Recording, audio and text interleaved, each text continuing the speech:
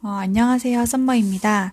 이번 영상에서 저도 굉장히 많이 좀 고민을 했었고 궁금했었던 내용, 그러니까 나르시시스가 나이를 들면 어떻게 될까? 과연 이 사람들이 정말 나중에 늙었을 때 어떤 모습이 될까라는 궁금증이 있었거든요.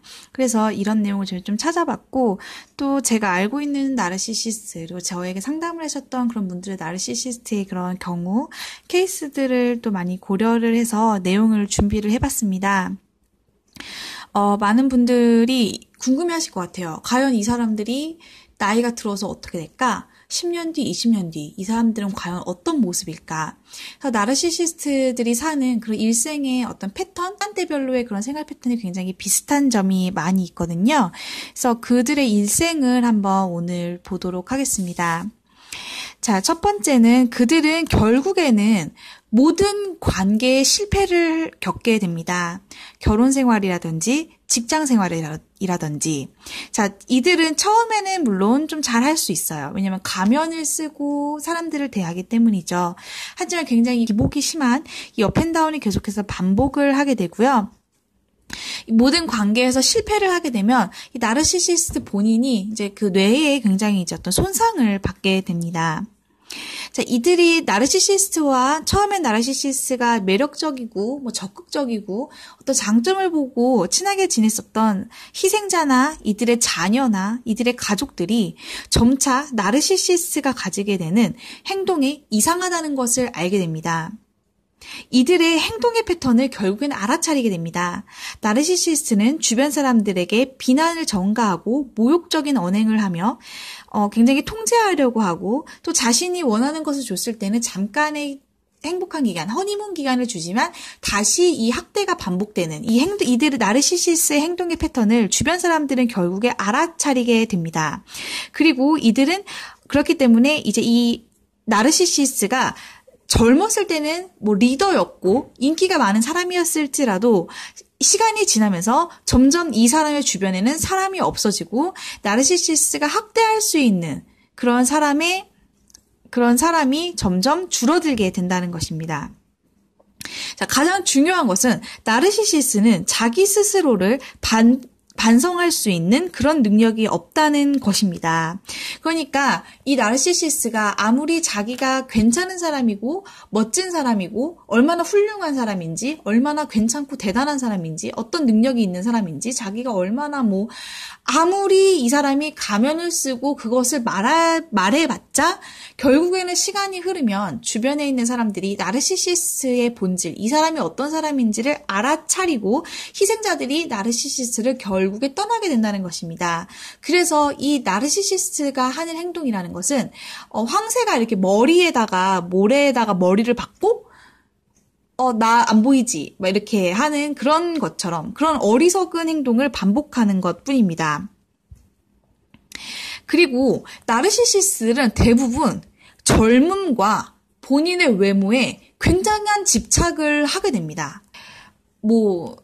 절대 난 뚱뚱하면 안 돼. 그래서 철저한 식단 관리와 굉장히 마른 상태를 유지하기 위해서 부단히 노력을 한다든지, 혹은 나이를 먹었지만 사실은 좀 꼴불견스러울 정도로 좀 과한 헤어스타일, 그러니까 굉장히 과한 색깔로 염색을 무리하게 한다든지, 혹은 머리 스타일이 분명히 본인은 40대임에도 불구하고 20대 초중반 친구들이나 할 것 같은 약간 부담스러운 머리 스타일 같은 거를 한다든지, 아니면은 매니큐어를 칠한다든지 해서 이들은 굉장히 자신의 젊음이나 외모에 대해서 집착을 하게 됩니다. 자, 그 이유는 제가 이 나이대별로 나르시시스가 이 연령대별로 어떻게 살아가는지를 보면서 왜 이렇게 이들이 자신의 외모나 젊음에 집착을 하는지를 보도록 하겠습니다.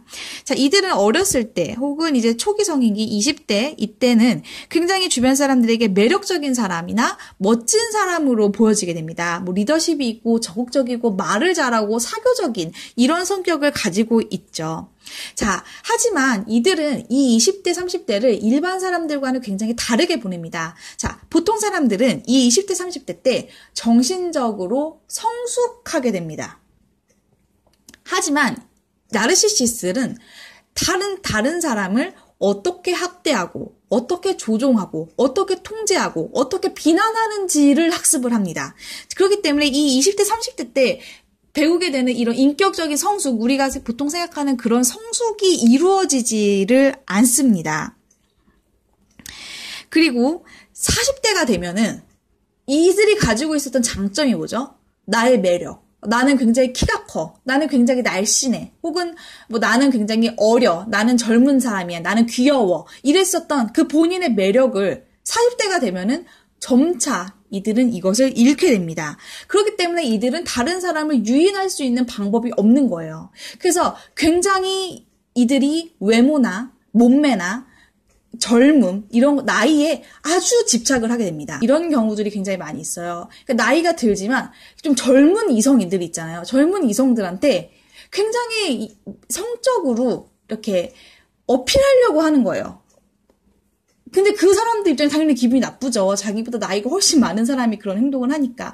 하지만 이제 그걸 구분하지 못하고 어떻게든 관심을 받으려고 혹은 뭐 과한 SNS 막 포스팅을 올리고 관심을 받고자 하는 노력, 이런 발버둥을 30대 중후반부터 저는 보통 치는 것 같아요. 제가 봤을 때 한 30대 중후반, 특히 이제 30대 후반에서 40대 넘어가면은 정말 그때는 중년이거든요.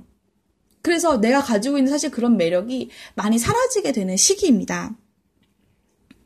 자, 그러면 이제 50대가 되고 60대가 되었을 때, 자, 50대가 60대가 되었을 때는 이제는 더 이상 이제 애매한 시기도 아니에요. 30, 40대처럼 애매한 시기도 아닌 정말 이제는 중년과 노년의 나이가 되는 시기입니다. 그래서 이제 더 이상 나의 젊음이나 나의 외적인 매력으로 다른 사람들에게 어필할 수 있는 그런 나이가 아닙니다. 자, 일반인들은 50대와 60대가 되면 어떤 삶을 살게 되냐면 이 시기에 본인의 인격이 굉장히 많이 성숙하고 굉장히 많이 완성된 그런 시기가 됩니다. 그리고 자녀들이 독립을 하게 되죠. 그러면은 자녀들이 직장을 가지게 되거나 대학을 졸업하거나 직장을 갖거나 결혼을 해서 독립을 한다는 것은 굉장히 성공적인 부모의 이제 역할을 내가 성공적으로 했다라고 이제 하는 시기이고, 그리고 물론 빈둥지 증후군을 가지고 있을 수도 있지만 이제 취미 생활을 하든지 애완동물을 키우든지 뭐 여행을 다니든지 하면서 자녀들을 독립시키고 나는 내 인격적으로 좀 완성이 되고 삶의 이제 그리고 생활도 우리가 이제 은퇴를 하게 되는 이제 그런 시기. 일반적인 사람들이 사는 삶은 이렇습니다. 자, 하지만 나르시시스트들의 50대, 60대의 삶은 이것과는 매우 다릅니다. 일단 이들은 더 이상 친구가 없습니다. 자, 이 사람들이 이상하다는 것을 알고 있기 때문에 친구들이나 희생자나 자녀나 다른 가족들은 다 나르시시스트를 떠나게 되고요.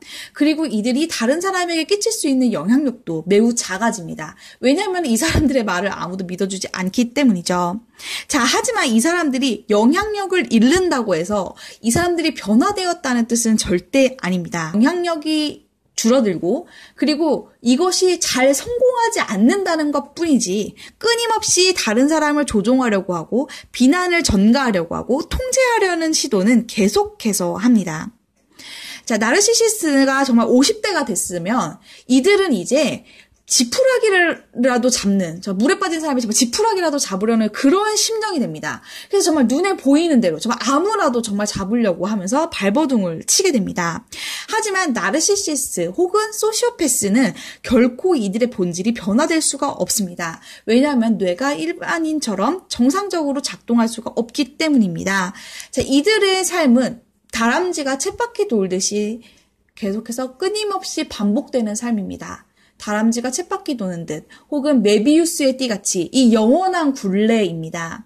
그렇기 때문에 결코 우리가 이 사람들의 희생자로 되어서 우리가 같이 이 사람들과 그 쳇바퀴 안에 들어가 있거나 메비우스 띠 안에 우리가 그 사이클 안에 들어가 있다면 우리는 영원히 그 사이클을 반복하게 됩니다. 내 말을 좀 잘 들어주면 잘해줬다가 허니문 상태가 끝나면 다시 더 학대하고, 또 피해자가 그걸 못 견뎌서 말을 들어주면 조금 잘해줬다가 다시 또 학대하고, 이 무한한 사이클을 여러분들은 반복하게 됩니다. 자, 그렇기 때문에 피해자는 반드시 이 사이클에서 벗어나야 합니다. 그리고 나르시시스의 노년의 이 자녀들의 모습도 일반인들과는 좀 많이 다릅니다. 일단 나르시시스의 자녀들은 제대로 학업 수행을 하기가 어렵습니다. 제대로 뭐 학업을 마치거나 뭐 대학을 졸업하거나 직장을 가지게 될 확률이 너무 낮고요. 스스로 자기 혐오가 너무 심하고 자기를 끊임없이 비난하고 굉장히 위축되어 있고 부정적인 사람이 되거나 혹은 친구들을 다른 학교 내에서 다른 학교들에게 폭력을 해야 하는 건지 왕따를 시킨다든지 하는 이제 괴롭히는 이제 그런 사람이 될 수도 있습니다. 그리고 이들은 이제 본인들의 나이가 넘어가면서 그죠? 40대가 되고 하면서 본인들의 외모가 본인들의 젊음이 예전 같지 않을 때 그리고 남성들 같은 경우에는 본인의 남성성이 본인의 파워, 자기의 힘이 예전 같지 않을 때 이들의 자녀는 어떻게 되죠? 점차 그것을 얻게 되잖아요. 그죠? 내가 40대, 50대로서 늙고 힘이 없어지고 추해지고 약해질 때 내 자녀는 사춘기가 되고 청소년기가 되고 초기 성인기가 되면서 점점 더 예뻐지거나 점점 더 젊은이가 되거나 혹은 점점 남성적인 힘을 갖추게 되죠. 자, 그렇기 때문에 나르시시스트들은 이것을 견딜 수가 없는 겁니다. 이들은 자기가 늙어간다는 것이 너무나도 두려운 사람들입니다. 물론 모든 사람들이 나이가 들어간다는 것을 두려워하지만 나르시시스트가 집착하는 그 젊음과 외모에 대한 그 병적인 집착이 있어요. 그래서 이들은 너무 두렵기 때문에 자기 엄마인 경우에는 딸의 외모를 비난합니다. 너는 뚱뚱해. 너는 못생겼어. 너는 너무 삐쩍 말랐어. 너는 너무 눈이 너무 작아. 너는 너무 다리도 못생겼어. 이러면서 딸의 외모를 비난한다든지 아빠 같은 경우에는 아들이 정말 그렇게 남성으로서 힘이 점점 세지는 그런 것에 대해서 또 두려움을 겪게 됩니다. 그렇기 때문에 이 나르시시스가 나이가 들어가면서 일단은 본인의 삶도 점점 망가져갑니다. 그렇지만 이들의 자녀 역시 올바르게 성장을 하고 제때 독립할 수가 없는 그런 문제가 생기게 됩니다. 자, 여러분들이 나르시시스트가 여러분들의 부모거나 여러분들의 배우자거나 여러분들의 가족 중에 있거나 친구거나 어떤 관계에 있든지 여러분들은 반드시 이 다람쥐 쳇바퀴 도는 듯한 이 무한 사이클에서 반드시 벗어나셔야 합니다. 멈출 수 있는 것은 여러분 자신뿐입니다. 나르시시스트는 절대로 자기 반성을 할 수 있는 능력이 절대로 자기 반성을 할 수가 없으며 스스로를 변화시킬 수가 없습니다. 이 영상이 많이 도움이 되셨기를 바라고요. 더 많은 분들이 제 영상을 보고 삶에서 도움을 얻으실 수 있도록 좋아요와 구독 버튼도 많이 눌러주세요. 감사합니다.